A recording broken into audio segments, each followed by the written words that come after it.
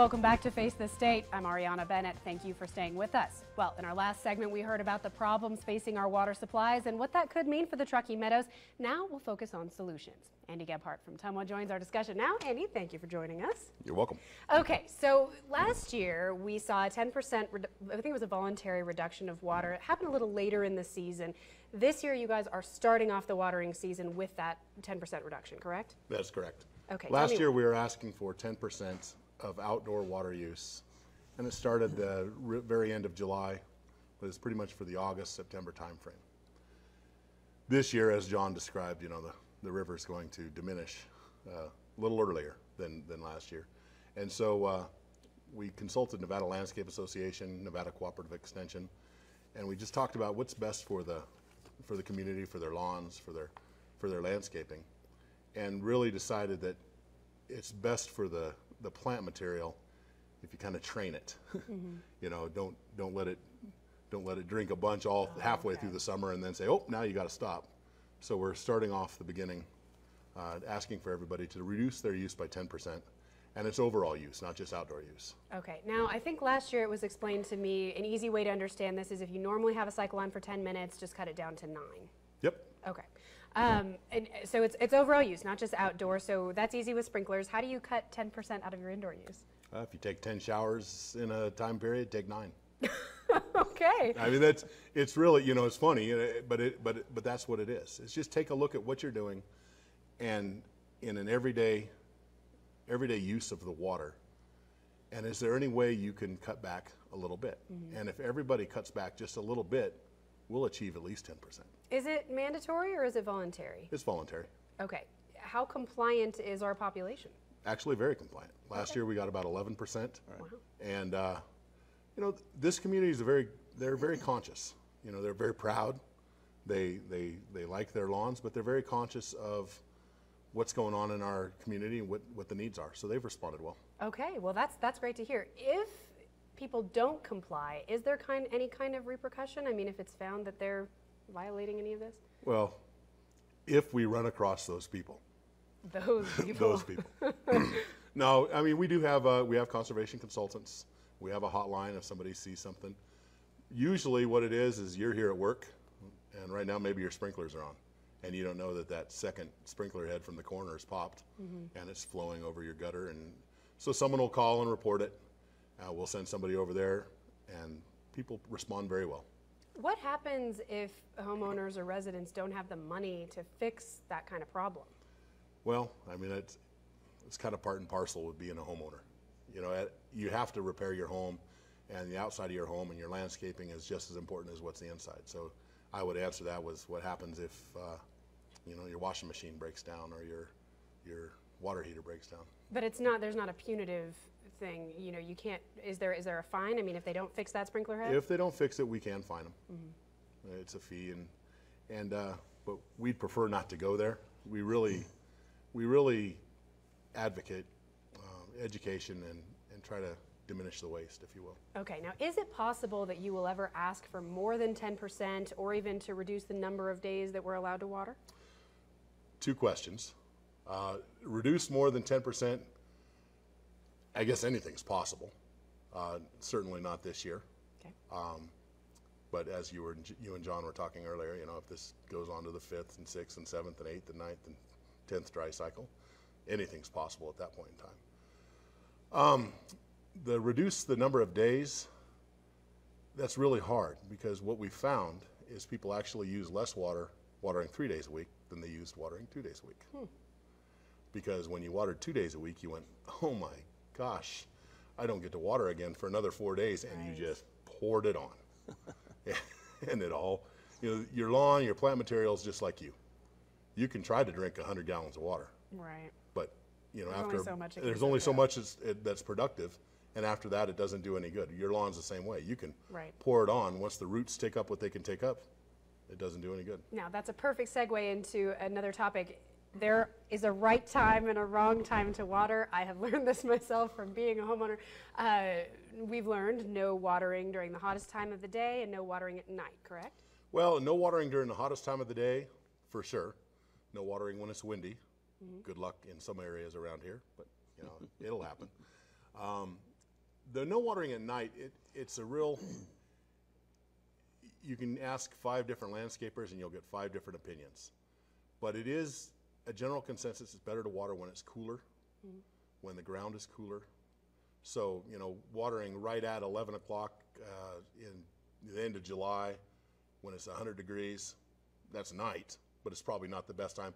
Maybe 4 o'clock in the morning might be a better time to do that. Right. You know, so it's better to water when it's cooler. You get more bang for the buck, if you will. And definitely no water in the wind. Okay. Any other bad watering habits that we need to kick? Well, many. No. I kicked them myself. I got rid of my lawn. But no, you want to keep the run time short. More run times more run times throughout the day rather than a longer run time. So what we're advising, and this is once again through the Nevada Landscape Association and the Nevada Cooperative Extension, University of Nevada Cooperative Extension, you want to keep them about 5 minutes, give or take, and that's it.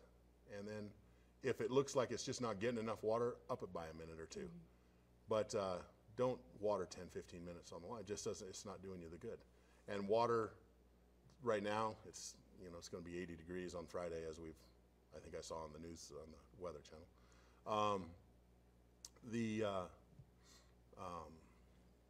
I lost my train of thought, sorry. No, that's fine. No, you want to start off with, people are going to start watering. They've been watering. Right, yeah. So you want to, with just 2 or 3 run cycles on your water days, and see where that goes. Okay. And if you have to up it as it gets hotter, you have to up it. All right, let's head inside now and talk indoor conservation. I think I read that running toilets is one of the biggest water wasters and probably a lot of offenders in this department. It's the largest, by far. Hands down, inside usage, it's the toilet. And everybody laughs at me when I say that. Well, is your toilet running? No. And I've walked into homes, and as soon as I walk in the home, I hear, well, that's the toilet. No, it's not. Yeah, it is. I can hear it. You know, it's the toilets, the flapper valve leaks, the overflow, and that can run up your bill. We've had toilets leak 250,000 gallons in a month. Oh my goodness. And it just continues to run. So. And those are not expensive to fix. Oh, no. I learned that one. Yeah, that's the easy fix. Okay, so toilets. What about like low flow shower heads or that sort of thing? Well, everything now you buy is low flow. Okay. And so, you know, people don't like the super low flow, but you know, it's the hotel shower. the hotel shower heads. No, but they make some really good ones now. So if you live in an older home and you're looking to upgrade your fixtures, you're going to get some nice low flow. The toilet is low flow now. The sinks are low flow. The washing machines are a lot more efficient than they were 20 years ago. Dishwashers are more efficient. You know, it's always the full loads in those things. And where we found is there's a lot of maybe 1 or 2 people in a household. And so they have 2 dishes, 2 cups, 2 glasses, 2 forks, 2 spoons. So they'll put that in the dishwasher, and then maybe they'll do that 2 days, and then, oh, I don't want to have the dirty dishes, and they'll wash it. Well, you'd use less water just washing them in the sink. Yeah, and that'll hit you in your wallet too. I mean, you can save some significant money by practicing some of these better habits, right? That's correct.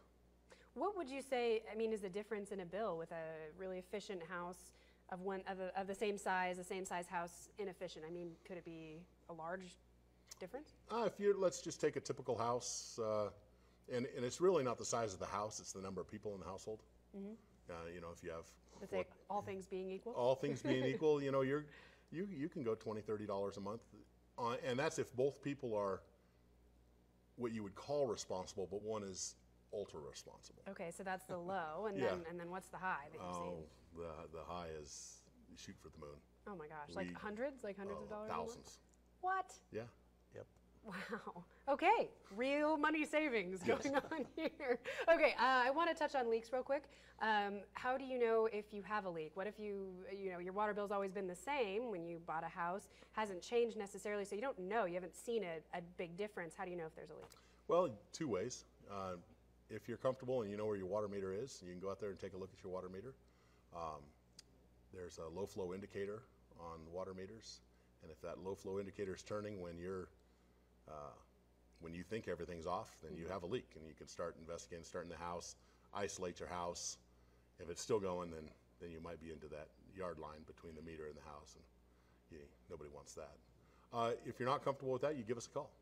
You call our customer service, 834-8080, and you say, I think I have a leak. Can somebody come check this out? And we have people that'll come out and take a look and, give you some hints and see what we can do. And it's free? It's free. All right. Okay, one last thing before we go. We've got a couple minutes left. I want to talk about your workshops because you offer them. Yes, we do. We offer workshops throughout the year on everything. We start up the beginning of the season, the irrigation startup. We have a landscape maintenance workshop. We close out the year with how to winterize your irrigation system, anything in between. And they're all free. We do ask that you RSVP for them, and the number is 834-8005. You can find the schedule on our website at tmwa.com.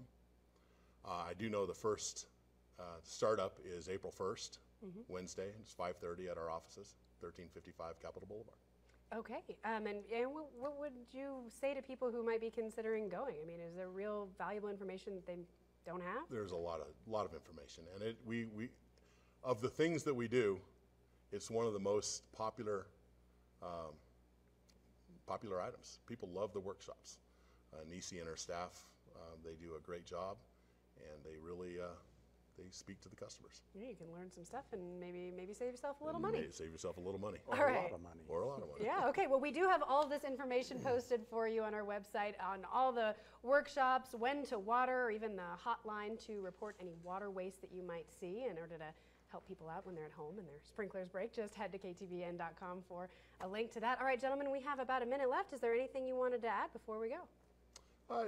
I want to say the community is doing a great job, and we're asking for your help. And I really feel comfortable that they're going to respond.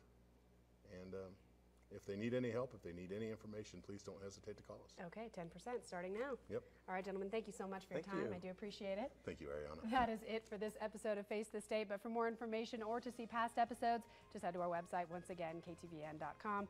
Thank you for joining us. We will see you next week.